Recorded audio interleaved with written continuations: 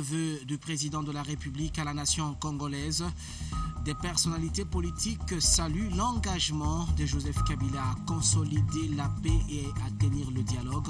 Vous suivrez leurs réactions dans cette édition d'information.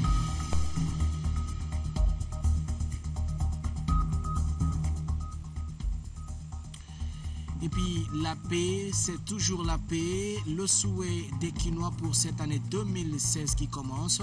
Une équipe de RTGA les a interrogés. Vous aurez la réaction des Kinois dans ce journal.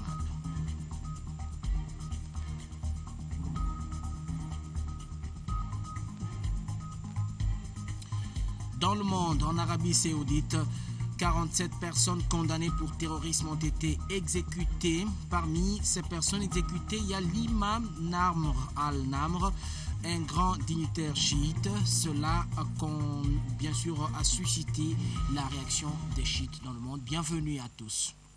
D'abord, en République démocratique du Congo, le discours du chef de l'État Joseph Kabila à l'occasion de Nouvel An n'a pas manqué de susciter quelques réactions parmi les acteurs politiques.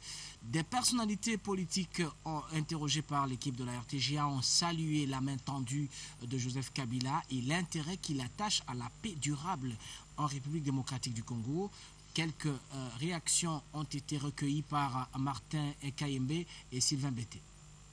On dit que les biens de cette nation, il se bat corps et âme, il se bat tous les jours, comme il l'a dit d'ailleurs à travers d'autres discours qui ont précédé,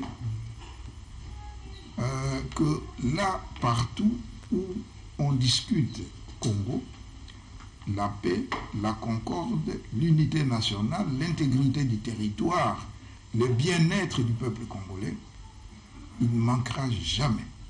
Il sera toujours de la partie. Un appel à tout le monde, à toute la nation, à tous les Congolais, de faire du bien à ces pays. Il faut d'abord circonscrire dans quelles circonstances et dans quel cadre le chef de l'État a souhaité s'adresser à la nation pour des vœux de l'an 2016. C'est-à-dire avant de parler à la population congolaise. Hier, le chef de l'État a fait une série d'actions, d'abord en promulguant quelques lois importantes de la République, notamment la réduction des comptes, la loi des finances, la loi sur l'eau, et ainsi de suite, mais aussi en libérant quelques prisonniers politiques, en libérant quelques prisonniers condamnés à perpétuité de Bundu Dia Congo, en libérant des prisonniers de plus de 70 ans, sauf évidemment celui qui ont commis des crimes qui sont impardonnables, notamment les violences sexuelles et tout ça. Mais le président, en faisant ça, a fait un pas, un signe de pardon pour dire aux Congolais que sa main est toujours tendue. Voilà, après ça, le chef a parlé, s'est adressé à la nation. Après avoir fait un pas de géant, montrant qu'il est le père de la nation, il peut pardonner qui que ce soit, parce que le pardon n'a pas de conditions. Cela étant dit, le président de la République nous a tout simplement dit ceci. Je parle en français facile, que voilà, l'an 2015 vient de s'achever. Vous avez suivi mon discours du 14 décembre. J'ai fait le bilan de 2015.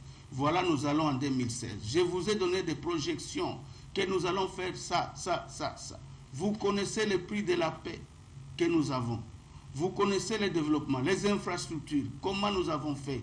Et il a projeté beaucoup de choses en 2016 qui ne sont pas faisables sans un consensus national. Il a également rassuré la population pour dire que c'est vrai, 2015, ça a été une année éprouvante, mais 2016, il y a une flamme d'espoir puisque nous sommes en pleine exécution d'un programme de paix et de développement tel qu'il a eu à le décrire dans les discours sur l'état de la nation. Mais il a noté quelque chose, la bonne réalisation de ces projets de paix et de développement nécessite la cohésion nationale. Puisqu'un chef qui appelle tout le monde à venir autour de sa table, ça veut dire que c'est un chef qui veut les progrès de son pays.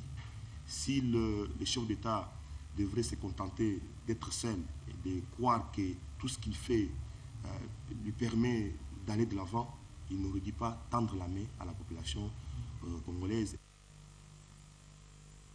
Et puis, je vais vous le rappeler, comme il est de coutume en chaque fin d'année, le président de la République s'est adressé à la nation dans le cadre de présentation des vœux. Joseph Kabila a réitéré son engagement ferme pour la consolidation de la paix. Le dialogue politique national et inclusif sera l'occasion pour le président de la République, selon le président de la République, de trouver des solutions sur les questions qui posent problème. A-t-il rappelé? Je vous propose de le suivre encore dans cet extrait choisi par Martin Moudimbi. L'année 2016 sera ainsi une année de multiples défis. Au plan politique, il nous faudra relever le défi de la consolidation de la paix. La responsabilité de la classe politique et sociale du pays est ici engagée, car à travers le dialogue politique national et inclusif convoqué à cet effet, un consensus devra être trouvé sur les questions qui posent problème, en vue de jeter les nouvelles bases des scrutins prévues par le calendrier électoral global du 12 février de cette année, et dont aucun n'a été réalisé à ce jour. Aussi, le défi du développement nous impose-t-il de poursuivre les efforts de croissance économique et de modernisation des infrastructures de base entrepris dans tous les secteurs de la vie nationale, afin de transformer chaque jour qui passe l'environnement physique de nos villes et de nos campagnes au moyen d'une bonne gestion des ressources mobilisées et d'une mise en valeur toujours accrue de celles naturelles, mais restées longtemps potentielles. Et les Congolaises et Congolais étant au centre de toute notre action, l'incidence de ce double effort continuera à jaillir sur le social de nos populations, à travers la création de nouveaux emplois, l'augmentation du pouvoir d'achat des masses laborieuses, l'amélioration de soins de santé pour tous et celle des conditions de scolarisation de nos enfants. Chose promise, chose due, le chef de l'État, Joseph Kabila, a réalisé sa promesse faite lors de son dernier passage au Congrès. Joseph Kabila a signé 2 ordonnances portant mesures collectives de grâce. La première ordonnance concerne les membres du mouvement Bundu Dia Congo. Suivez ces commentaires que signe Patrick Ampezo.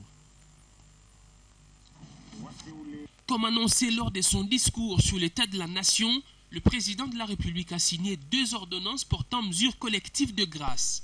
D'abord, l'ordonnance numéro 15/090 du 31 décembre 2015 concernant les membres du mouvement Bundu Dia Congo. Le chef de l'État a précisé que c'est pour marquer d'un sentiment particulier d'humanité, de justice, de pardon et de décrispation de l'environnement sociopolitique dans le cadre du dialogue politique national inclusif que cette ordonnance lue à la télévision nationale a été signée. Sur proposition du ministre de la Justice, garde des Sceaux et droits humains ordonne. Article 1er, est accordée la remise totale de la peine de servitude pénale à perpétuité restant à purger aux condamnés du mouvement Bundu Dia Congo ci-après. Zita Zita, Mambweni Landu, Nyati Mboki, Mbungu Mandedika, Konde Ngoma, Vumbi Kyongo, Tembila Tembila, Kumbungana Ndudi, Maïmona Ndudi. La deuxième ordonnance numéro 15/091 du 31 décembre 2015 a été signée pour marquer par un acte de clémence et d'apaisement la tenue du dialogue politique national inclusif. La remise de la peine restante à exécuter est accordée à toute personne des nationalités congolaises ou étrangères âgée de 70 ans révolus à la date de la signature de l'ordonnance condamnée par les juridictions civiles ou militaires. Dans son article 2, l'ordonnance précise que la remise de la peine prévue à l'article 1er n'est pas accordée aux condamnés fugitifs ou latitants, aux condamnés pour infractions relatives aux violences sexuelles, corruption, concussion, assassinat, meurtre, vol à main armée, trahison, association de malfaiteurs, atteinte à la sûreté intérieure et extérieure de l'État, à l'intégrité du territoire prévue par les articles 195 et 199 du Code pénal congolais, crimes de guerre, crimes contre l'humanité et crimes de génocide. 2016, une année de paix et de joie pour la République démocratique du Congo, tel est le souhait de la population quinoise pour cette année qui commence. En tout cas, ces Quinois interrogés par la RTG ont présenté leurs vœux et bien sûr au micro de Nana Bwana et Elvis Ndaya. Suivez. Je présente mes vœux le meilleur. Je souhaite que la paix soit dans mon pays et la joie aussi, bien que nous sommes à la fin de l'année. Que Dieu puisse toucher notre pays ainsi que le gouvernement. Je souhaite qu'il y ait le dialogue, la paix aussi. Mes vœux vont aussi à tous les Congolais. On prie pour que la paix règne dans ce pays et que 2016 soit une année de paix, une année de bonnes choses, beaucoup de bonnes choses. Oui, je souhaite la paix à ma nation, qui est la nation congolaise, une nation bénie par une nation qui nous ont été léguée par nos alliés. C'est une bonne nation, vraiment que la paix règne, que la paix soit dans notre pays. Nous voulons la paix. Que loko tozali kosenga na 2016 ezala année moko mpona na RDC, ezala année moko bénie. Ezi tolingi ba problème ezala te, ezala vraiment année moko ezala année moko oyo ezali année moko ya bénédiction, disons que pour la nation. Mboka nanga loboko na Nzambe telema epepa likolo na yango pote Nzambe alobi wana bayenge beni minei katikati na mboka ya kobebisa mboka yango te. Mais nayebi ke awa na Congo toleki minei pe mitano. Ça veut dire loboko na Nzambe ezali katikati na mboka na biso. Pour mboka nanga nazo souhaiter bolamu kimia ezala. La population de la province de Kwango est également appelée à la cohésion pour le développement de sa province. Un appel lancé par le commissaire spécial lors de son message de vœux de fin d'année à la population kwangolaise. Larousse Kabula Mavula a signifié que sa population adhérente au dialogue n'attend que sa convocation. Suivez les propos qui ont été recueillis par Clarisse et Coco Kapalaï. Chers Congolais, chers compatriotes, l'année 2015 touche à sa fin et nous laisse un événement mémorable, à savoir la naissance de la province du Congo, voulue par tous depuis de longues années. Monsieur Joseph Kabila Kabange, président de la République, à qui je rends un vibrant hommage pour avoir institué la décentralisation en mode de gestion. Je vous invite tous à travailler dans l'unité et la cohésion, la main dans la main, pour que la mission d'installation de notre jeune province se fasse de manière consensuelle. Après avoir écouté les différentes couches de notre population, je note d'une part que toute la population du Congo, dans sa grande majorité, soutient l'organisation du dialogue national inclusif initié par son Excellence Joseph Kabila Kabange, le président de la République, et attend sa convocation pour y participer. D'autre part, je peux vous confirmer que les différents défis à relever au Congo sont multiples et les attentes sont de plusieurs ordres. Révalorisation des ressources humaines, routes, bacs, ponts, habitats et j'en passe. La réalisation de ces objectifs de développement appelle un amour sans faille de notre province. Un esprit de sacrifice et d'abnégation, couplé du savoir, du savoir-faire et du savoir-être de chaque Congolaise et de chaque Congolais. Marie-Olive Lembe Kabila, première dame de la République démocratique du Congo, a visité les sinistrés victimes de pluies dans certaines communes de la capitale congolaise. L'épouse du chef de l'État a remis sa contribution pour permettre à cette catégorie de personnes de bien fêter en toute quiétude les festivités de fin d'année et de Nouvel An. Reportage sous Ikibira Omari. Ce déplacement de la première dame de la République démocratique du Congo dans la périphérie de la capitale congolaise a eu pour objectif de palper les dégâts causés par les pluies qui se sont abattues depuis un temps dans la ville de Kinshasa. Murs cassés, maisons inondées et vides, voilà l'image triste qui s'offre à l'épouse du président de la République. Sur les eaux stagnantes, bondées d'ordures et même face à la montée des eaux, Marie-Olive Lembe Kabila a abandonné sa 4x4 pour prendre place à bord d'une pirogue afin d'apporter sa consolation aux sinistrés.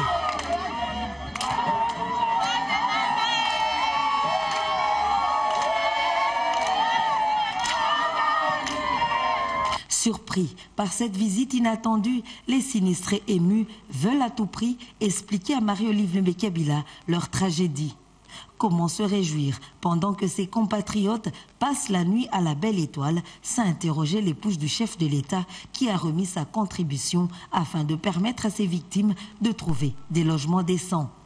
Une assistance qui redonne de l'espoir, surtout aux familles qui ont perdu des êtres chers. Je n'ai jamais vu de première dame passer ici comme ça, mon frère. Depuis que je suis né au Congo, il y a de grandes dames qui sont nées ici au Congo. Je n'ai jamais vu Maman Olive comme ça. Maman Olive, vraiment, il y a encore le Marie-Olive Lembe Kabila exhorte ses Congolais à tenir compte des conditions requises pour acheter soit une maison ou un terrain pour éviter de subir ce genre de situation. Car la plupart de cette couche de la population a construit sur le lit de la rivière et sur les terrains marécageux. Conséquence des inondations. La première dame de la République démocratique du Congo s'est tour à tour rendue au quartier Ifili, dans la commune de Massina, à Kimbanseke, à Matete, à Limete, à Kintambo, à Binzaozone, dans la commune de Ngaliema. Des vivres ont été remis ce samedi 2 janvier aux pensionnaires de l'hospice Saint-Pierre, dont de la fondation Nabili Samueli House, constitués des vivres frais, des sacs de sel et de savon. Ce don va à coup sûr permettre à ces personnes de troisième âge de bien débuter l'année 2015, comme nous le confirment Martin Moudimbi, Kapenga et Yannick Bilamou dans ce reportage.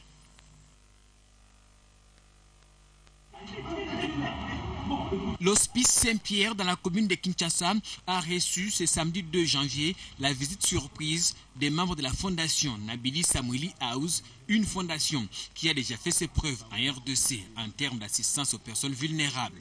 Les 20 pensionnaires de cet hospice ont reçu un don constitué de vivres frais, des cartons de savon et des sacs de sel. Le gestionnaire de cet hospice a eu des mots justes pour remercier la fondation Nabili Samueli House. Vraiment, ça nous va droit au cœur et nous sommes ravis. Vraiment, bon, c'est une bonne chose d'avoir pensé que la fondation est passée à penser à nos vieillards pour cette fin d'année. Les responsables de la fondation se disent heureux d'avoir posé ce geste de cœur pour soulager tant soit peu la souffrance des personnes de troisième âge. Personnels de troisième âge. Ils ont des difficultés d'avoir les gens qui viennent visiter. Nous, Nabi Samuel là aussi, nous avons pensé à y rejoindre ensemble avec eux pour partager le fils et le fait des choses que nous avons amenées pour la nouvelle année que nous avons commencé et aussi puisque c'était comme les autres ont été. Pour la biso, Nabi Samuel House, pour partager na bateau, Mukenza Mbapesa biso. Yango tindaki biso to ya pe mbalo to tala ba troisième âge to accompagner pe bango to sepela elongo na bango et c'est parce que to sala kango déjà to zalaki na ba mususu katikati na bino na maluku tokendaka mpe na bamboka tokendaka kovisite bato ya bacoin reculé ya république.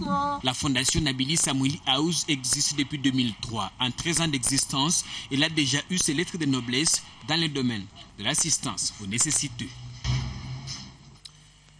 Et puis justement, cette catégorie de personnes pourra bien commencer cette année 2016, je voulais dire. Alors, les entraîneurs des écoles de football du Congo central ont été à l'école du savoir, une initiative du député Mwanda Mvwidi qui leur permet de renforcer les capacités. À l'issue de cette formation d'une semaine, les participants ont été invités à la mise en pratique des notions acquises. Léontine Kazamwali et Patrick Mpezo-Zanetti pour le reportage. Pendant une semaine, des entraîneurs du Congo central, hommes comme femmes, ont été formés pour entraîner les enfants des écoles de football de cette province. Une initiative du député Mwanda Mvwidi qui a pour objectif de remettre à niveau de manière professionnelle les entraîneurs des écoles de football du Congo central. Une formation qui était basée non seulement sur des notions théoriques, mais elle était accompagnée aussi des exercices pratiques. Voilà, ça c'est un bon couple.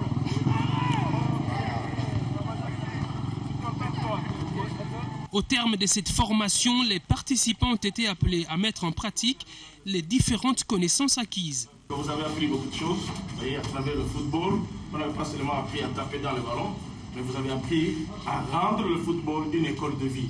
Pour que l'enfant qui sort de l'école de football devienne un homme digne pour la société future. Encouragée par le gouvernement provincial, cette initiative a été saluée par les autorités du Congo central.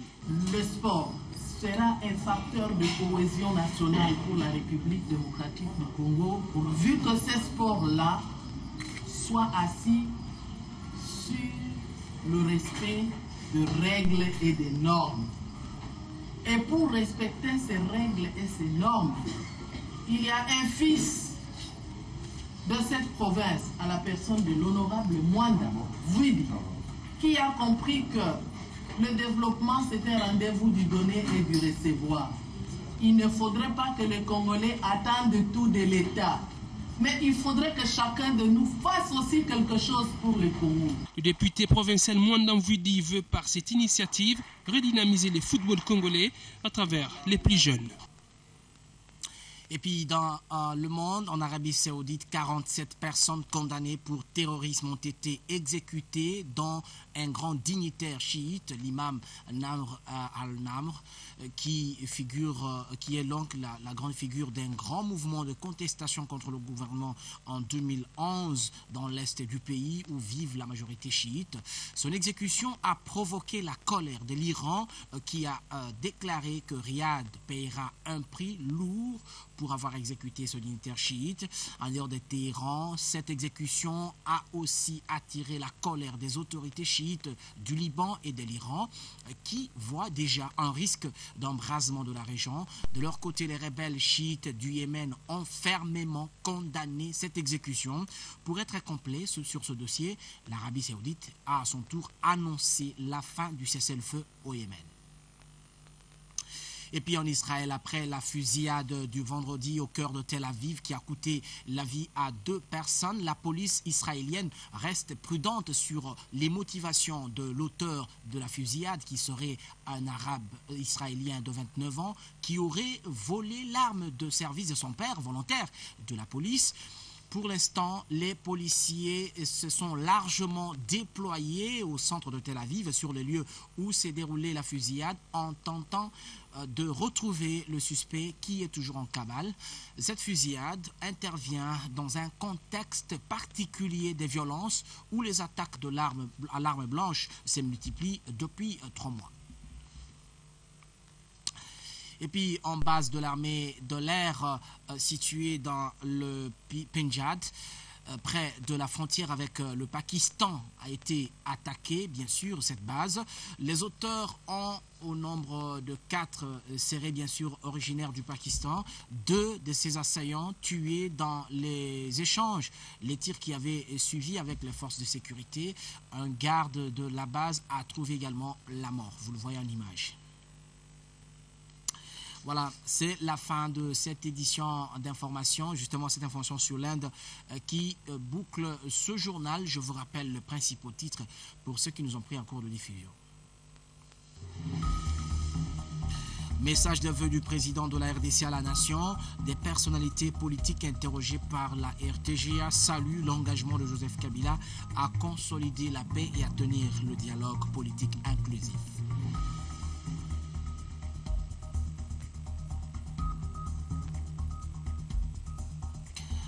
La paix, c'est aussi le souhait des Quinois pour cette année 2016. Vous les avez suivis dans les propos qui ont été recueillis par notre équipe de rédaction.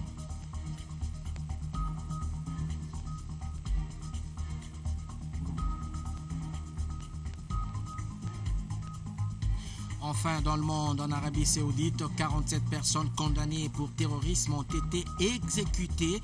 Parmi ces personnes, il y a l'imam Namr al-Namr, qui est un grand dignitaire.